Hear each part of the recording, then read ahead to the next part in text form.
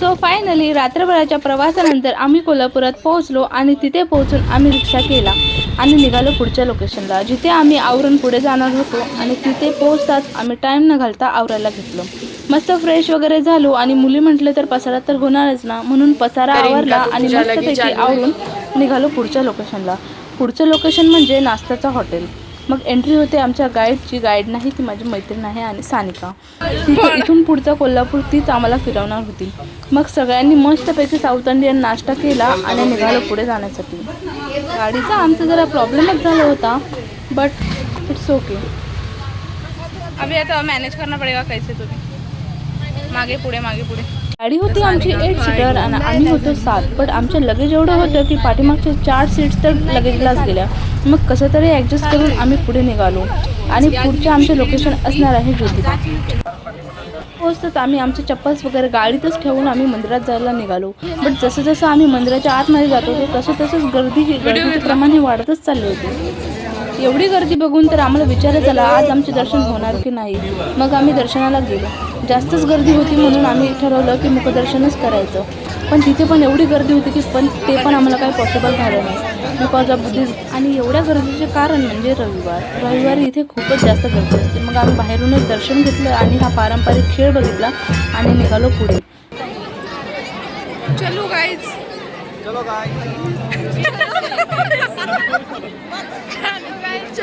हमारा हो गया, अब हम जा रहे हैं. किधर से बाहेर येतात आम्हाला दिसला बासुंदी चहा आणि आमच्यासोबत सगळ्या टी लवर असल्या कारणाने आम्ही तिथे चहा घेतला. मराठीत काय करत.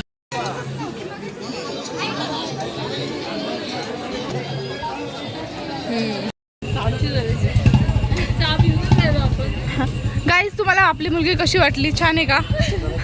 पसंत असेल तर कमेंट करा. स्पेशल बासुंदी चाय बनवला. पाणी नाही दिलं तुम्ही आम्हाला. पाणी पिलं ना.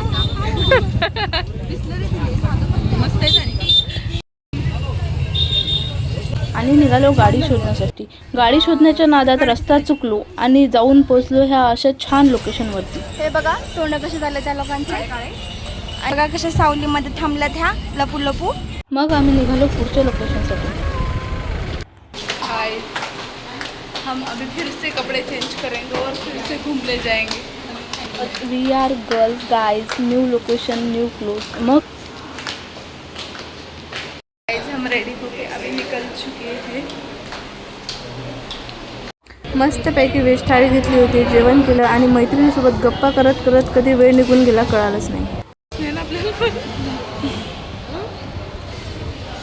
जेवण केल्यानंतर सर्वात आधी आम्ही बघितले कान्हेरी मठातले एक म्युझियम. त्या म्युझियममध्ये सगळे आपले ऋषीमुनी यांचे पुतळे होते.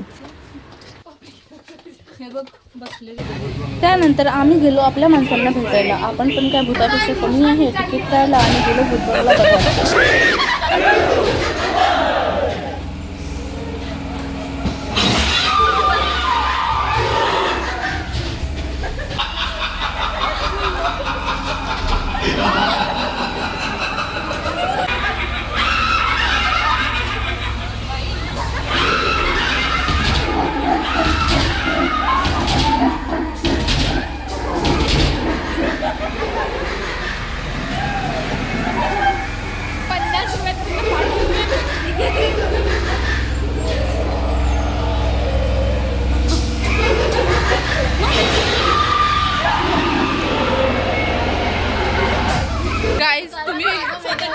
तुम्हाला कसं वाटलं गाईज भूत बंगला बघून?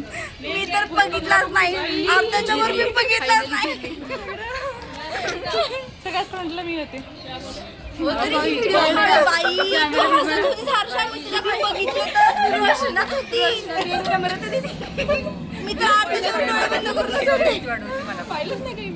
मला जडलं एक्सपेक्ट कशा होतं की स्केलेटन अंगावर पडत. बाई हे एक्सपेक्ट केलं माझा जीवच गेला असता. अंगावर पडवते डायरेक्ट. हा तसं एक्सपेक्ट होतं पण ते एक्सपेक्टेशन. हा नंतर नाही आधी ते तसंच होतं. आम्ही जेव्हा गेले आता लोक उद्योग करत. थँक्यू. भूत बंगला बघून झाला आणि आम्ही त्यानंतर आलो सेवंडीच्या शोला. सेवंडीचा शो म्हणजे जास्त काय नव्हतं, तुम्ही लहानपणी खेळलेच असाल सबवे सफरचा गेम, तसंच काहीतरी होतं आणि तुम्हाला असं वाटलं की आपणच त्या चेअरवरती बसलेलो आहे आणि तुम्ही जे काही व्हिडिओमध्ये बघताय तेच होतं. त्यापेक्षा जास्त काही नव्हतं, बट खूप मजा आली आणि असं वाटत होतं की आपण स्वतः एक्सपिरियन्स करतो त्या गोष्टी. आणि सेवंडी हा खूप छान होता. कन्हेरी मठ एक्सप्लोअर केल्यानंतर आम्ही निघालो होतो सानिकाच्या घरी जायला, बट रस्त्यात यांना ही चहाची गाडी दिसली आणि यांनी परत इथेच थांबवलं चहा पिण्यासाठी. त्यानंतर मी हिचा मोबाईल चेक करत होते, तर हिचा तोंड बघा कसं झालं. त्यानंतर आम्ही निघालो सानिकाच्या घरी जायसाठी आणि जरा पाऊस झाला होता त्यामुळे खूप जास्त थंडी वाजत होती. आणि इथे चूल बघतात मी तर जामच खुश झाले. मला वाटलं वाव, मी आता इथेच बसून राहणार. त्यानंतर आम्ही थोडं जेवण वगैरे केलं आणि मग हा ब्लॉग इथेच एंड करूया. भेटूया पुढच्या ब्लॉगमध्ये.